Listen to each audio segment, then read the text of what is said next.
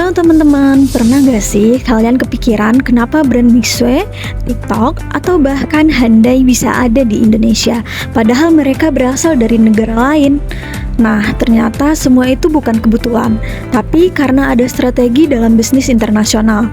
Dan di video ini, aku akan jelasin bagaimana prosesnya dari awal sampai perusahaan bisa berkembang ke banyak negara.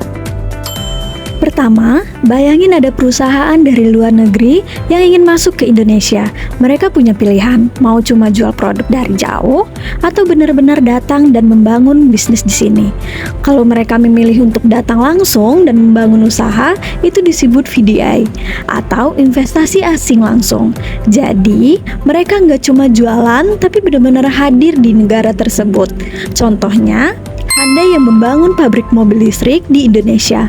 Kenapa mereka melakukan itu? Karena mereka ingin lebih dekat dengan pasar, menekan biaya, dan juga mendapatkan keuntungan lebih besar.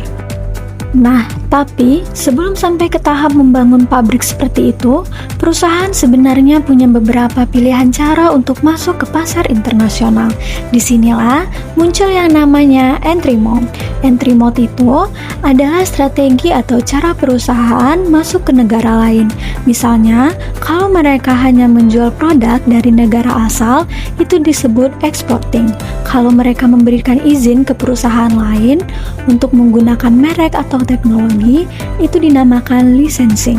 Kalau mereka membuka cabang dengan sistem yang sama, seperti Mixue, itu dinamakan franchising.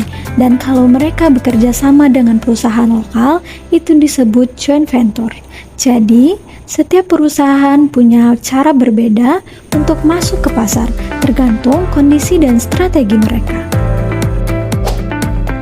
Setelah perusahaan berhasil masuk ke pasar internasional, mereka belum selesai. Mereka masih harus memikirkan satu hal penting, yaitu bagaimana produk mereka akan dijalankan di berbagai negara. Disinilah muncul yang namanya strategi global. Perusahaan harus memilih apakah produknya mau dibuat sama di semua negara atau disesuaikan. Kalau sama, disebut standardization. Contohnya iPhone yang hampir sama di seluruh dunia.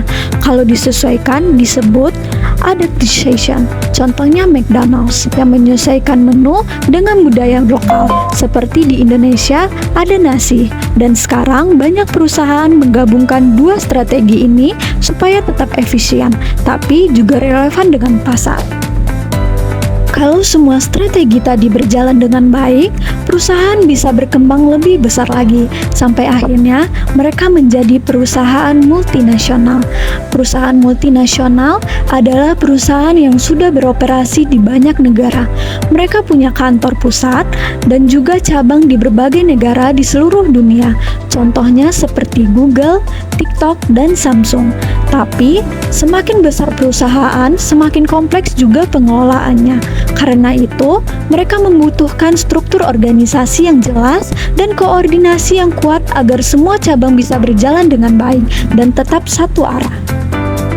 Jadi, kalau kita kembali ke pertanyaan di awal, kenapa brand seperti Mixue, TikTok, dan Hyundai bisa ada di Indonesia? Jawabannya adalah karena mereka menggunakan strategi bisnis internasional yang tepat. Mulai dari mereka masuk ke pasar dengan cara tertentu, melakukan investasi langsung, menentukan strategi global, hingga akhirnya menjadi perusahaan multinasional.